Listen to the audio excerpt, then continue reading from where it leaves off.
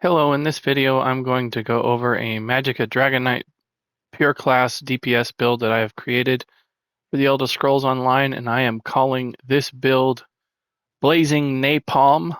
This is a really fun build to use with the in-class Infinite Archive set Pyrebrand, as well as Runecarver's Blaze, the perfected Crushing Wall Inferno staff from the Maelstrom Arena, One Piece Zaan's, and the Shattered Paths Signet mythic. So let's get into the build. First off, before we do anything, we'll show you the cosmetics that I've got on. Mostly Basalt Bloodied Warrior with a little bit of Scale Collar Peak mixed in. And then the front bar daggers here, I'll show those in a different screen here in a second because I think they look pretty cool. The front bar daggers are styled with the Maw the Infernal sword. So if you got the arms pack from Maw the Infernal, you can use those. And then on the back bar, I have a Zaan style page on it. But you can take a screenshot of this if you want to make your character look like this. You like the way this looks, then you can freeze the screen here. It'll show you all the different dyes that I'm using on every piece if you want to follow this, or you can make your own. But we'll get into the back bar here. You can see if I can get a better view of this. I'll use, I think there's a screenshot mode here. Just give me 1 second.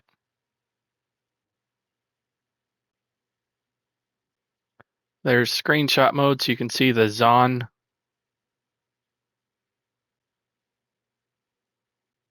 staff there. Looks pretty cool. And then I will bar swap. And as you can see there, the Maw the Infernal swords, they don't ever have the flame turn off. They're always on fire like that. So I thought that was pretty cool. So we'll get into the build here. Sure, that's why everybody's here. So let me get rid of that stupid chat again.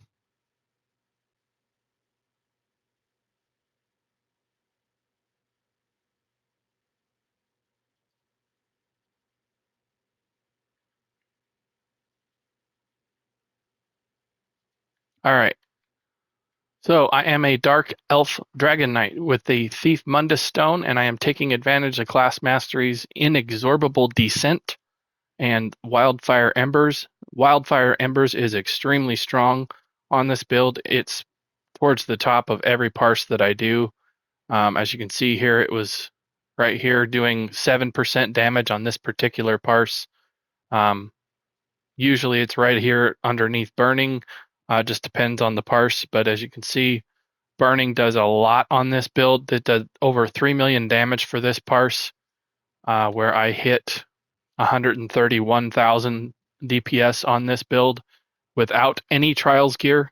This is a Pyrebrand set, comes from the Infinite Archive. Runecarver's Blaze comes from Scrivener's Hall. I will say that Runecarver's Blaze is a little bit disappointing.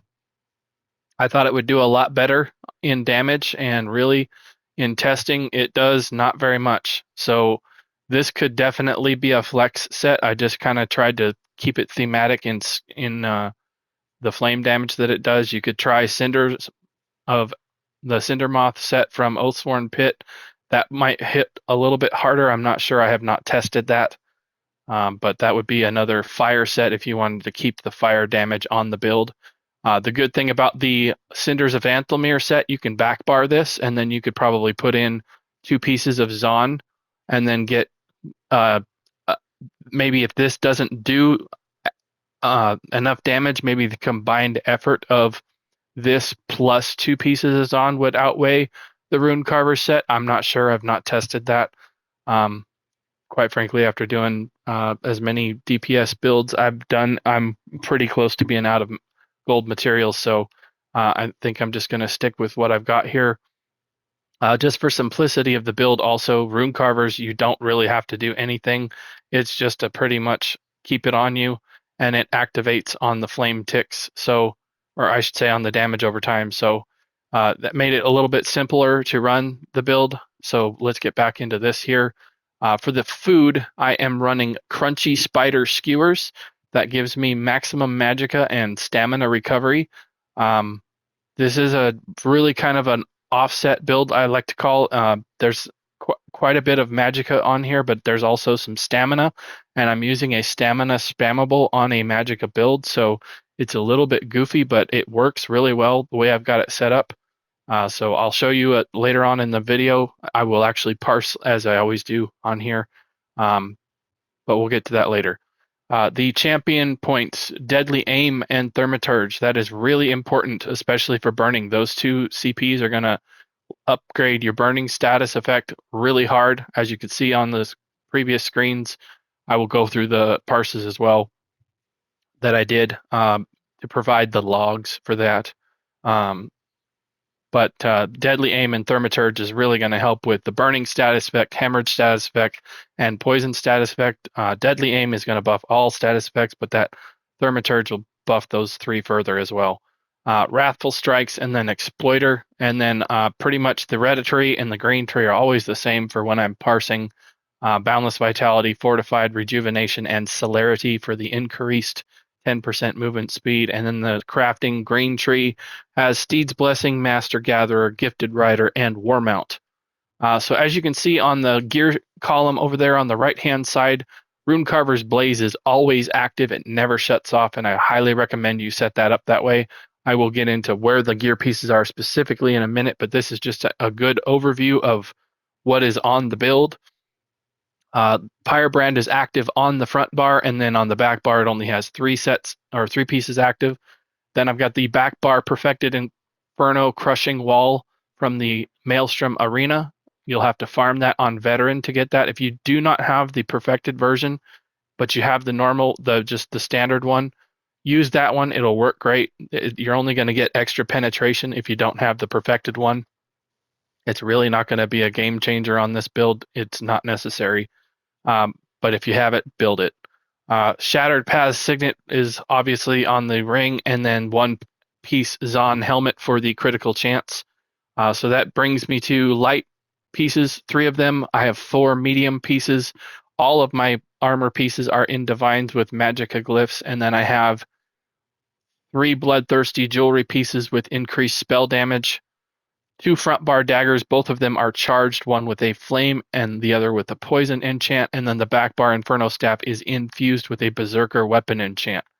So we're going to get into the skills next. On the front bar, as you can see, we've got 5 Dragonknight skills here that's going to increase our burning damage by 50%, because every Dragonknight skill that you slot will increase your burning by 10%, and it increases your chance to apply it. Or excuse me, I think it's every 5% for the damage and every 10% for the chance. So Incinerate, this will keep up the passive from the Ardent Flame. Traumatic Burns, this Incinerate skill will keep that up 100% as long as you keep the skill active. So that will increase the target's flame damage taken. And then we've got Burning Talons up next. This does a lot of damage if you can keep it active. It does have to be reactivated every 4 seconds, so it is a little bit of a babysitting skill here. And then Magma Fist. This one is a very unique skill, but it causes the enemy to take more damage. And if you can keep 3 stacks of this up, you can really start laying the hammer on them. Then we have Molten Whip. You're going to want to try and not fire this off until you get 3 stacks, so this hits really hard. Once again, I will show you the logs that I have so far. This hits really hard if you can wait for it to have 3 stacks before you do that. Then we have Searing Claw. And by the way, the other thing about this, if you use this as a spammable, you're never going to get the stacks of Fury up. You need to actually use something else to get the stacks up and then fire this up so that it hits harder. So you can get this to hit almost 100% harder per stack when you have 3 stacks up. So then we have Searing Claw. This does flame damage over time, and it does more damage for every tick that it does. And then it also inflicts the burning status, which is awesome because burning on this build is absolutely destructive. We have Igneous weapons. This has got a really unique, nice pairing with Pyrebrand. If you're not familiar with Pyrebrand, when you light attack, we'll just cover that really quick.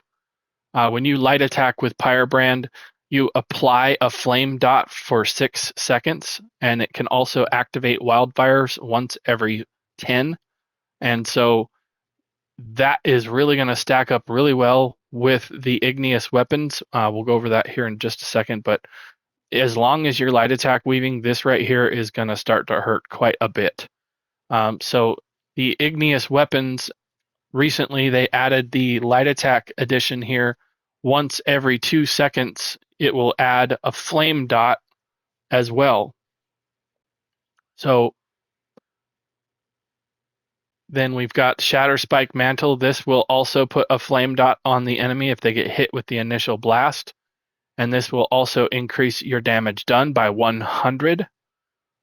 And you gain major resolve, which is nice. Barb Trap we have on the back bar to proc the Fighters Guild passives, as well as Hemorrhage and Minor Force for the build.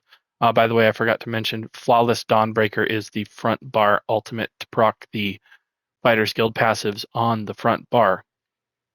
And then I have Blockade of Fire on the back bar for the arena weapon. And then lastly, Disintegrating Dragonfire.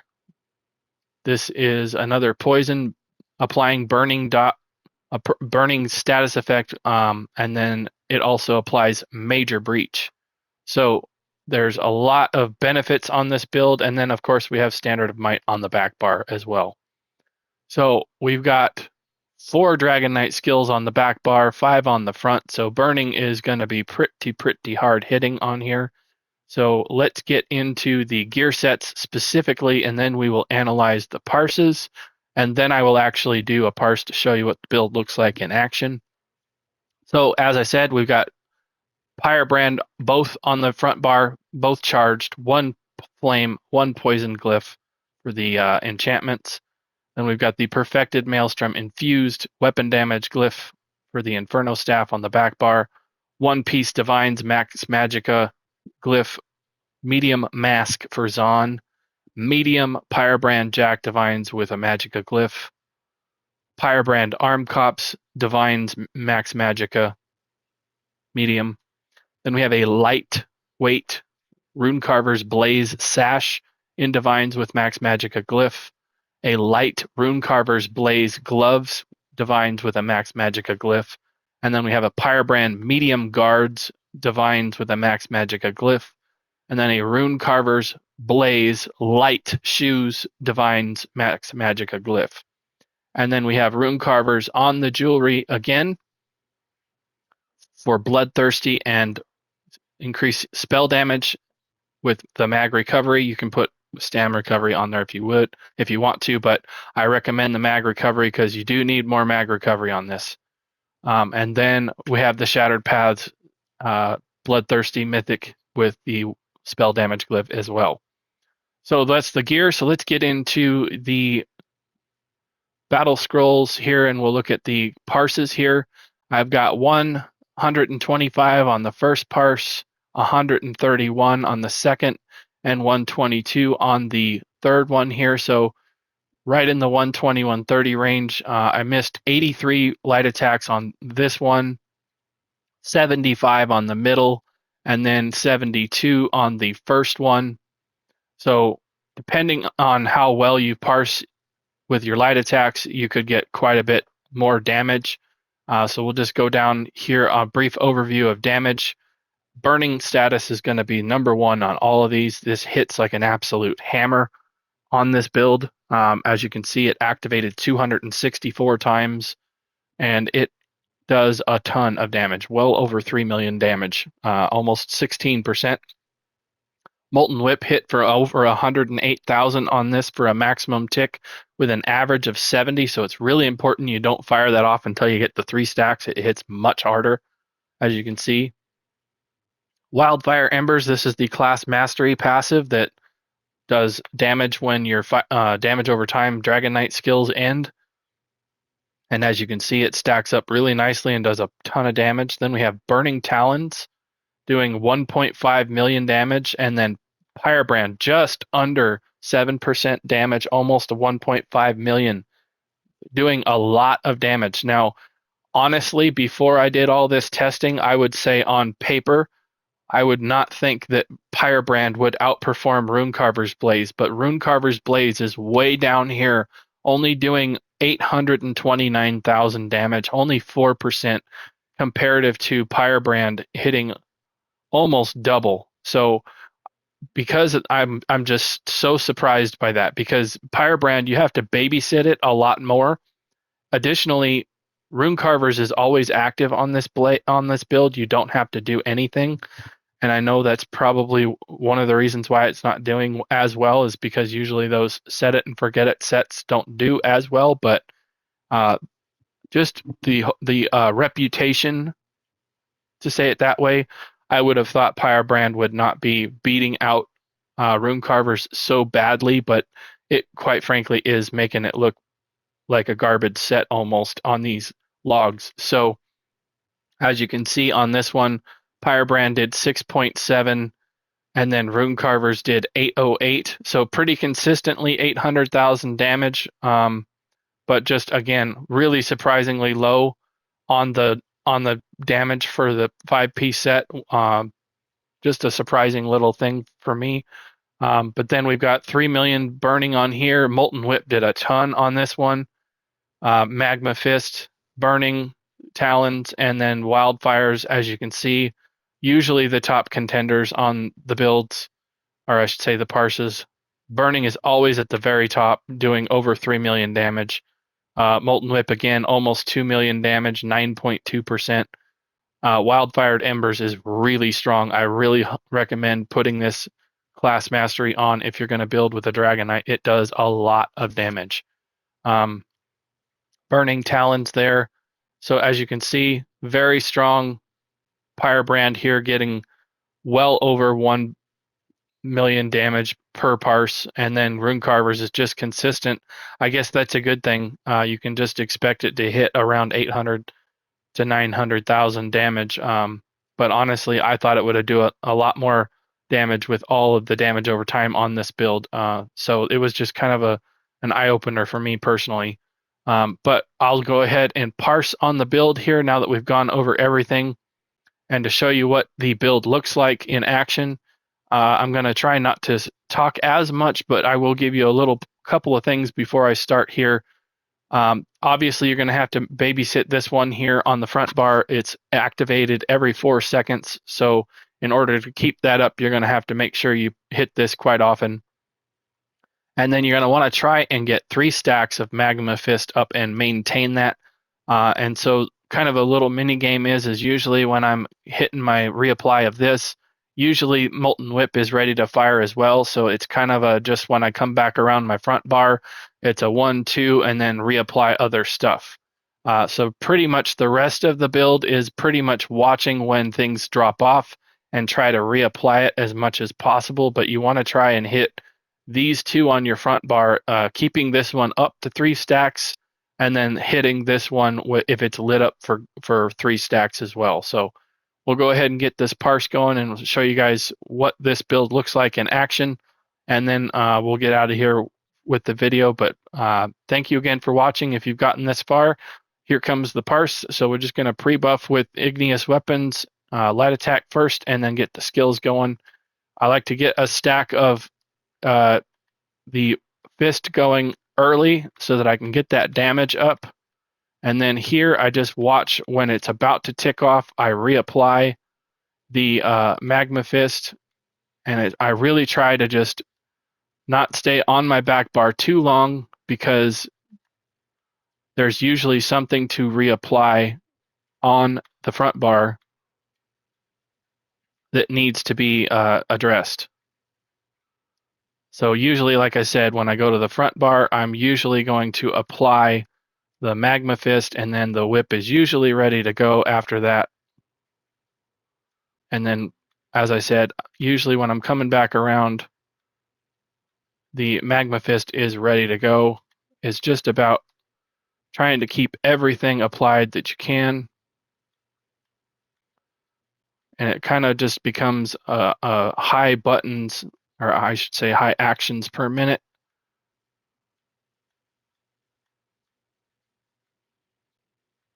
And this is a lot more difficult to do when you're talking, so I challenge anybody that's not done this before, give it a try while you're talking. It's a little bit more difficult than just being able to parse while you're focusing. But as you can see, my damage is starting to ramp up with that Wildfire starting to get going, and Landslide as well. The passive from the Earthen Heart skill line is going to really start ramping up as well with the extended damage on the Parse.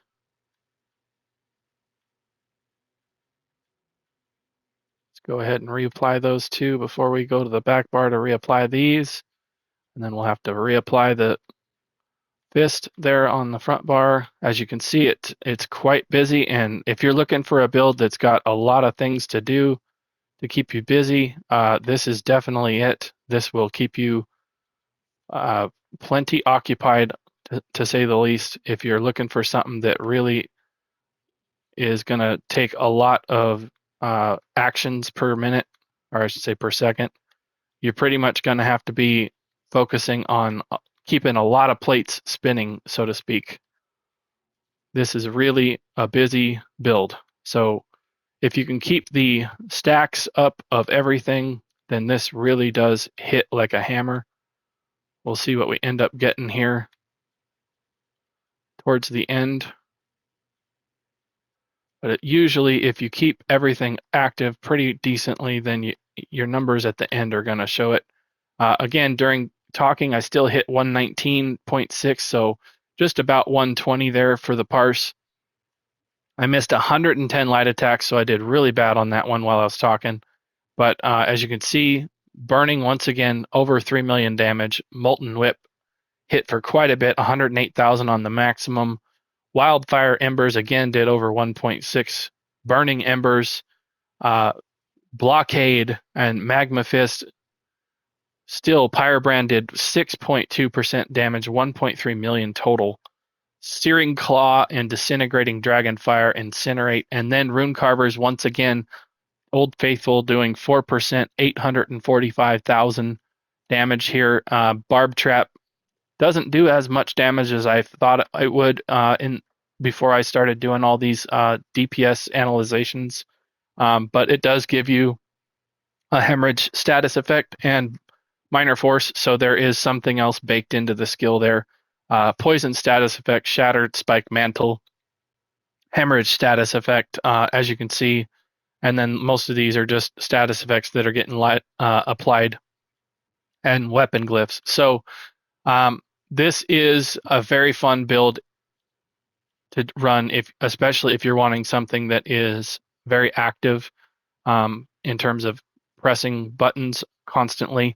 There is no trials set on here, so if you don't have a whole lot of trials sets built, this is a very good option. Again, I would say you could probably try the Cinders of Anthelmere and also pair it with a full set of Zaan, see if that really elevates the build a little bit more, give you a little bit more visual build on the build as well. I know that, for example, you can see there's the little tiny burst there of Runecarver's blasting off there. You can see it if you're looking for it, but it's not as visual as the Anthelmere set or Zaan having the tether of flame on. So that might be a switch out that you want to try. Another one that might be good is the set from Bloodroot Forge, Flame Blossom. You can also backbar this one. This one's a little bit more of a pain because you have to be facing where you want the curtain of fire to go. So I would recommend trying the Cinders of Anthelmere set because the moth will just come out and chase the enemy, and if it dies, then it'll go chase something else. So just keep that in mind. This might be a little bit easier to manage if you're looking for something different than what I've got on the build. That's a little bit of a change out there, give you an option for some flexibility. But if you thought this video was helpful or interesting, please consider liking the video and subscribing to my YouTube channel. I've got a large catalog of videos on my channel, quickly approaching 400 videos on the channel for the Elder Scrolls Online, and I have them all separated and organized by created playlists. So if you go onto the YouTube channel, go to my playlist column there, you'll find all of my organized videos separated out on by subject there, so you can find stuff that you're specifically interested in. Maybe you're only interested in DPS stuff. I've got all my DPS videos in one folder there. So check out my playlists there, see if there's anything interesting to you. Thank you again for watching, and I will see you in another video. Bye.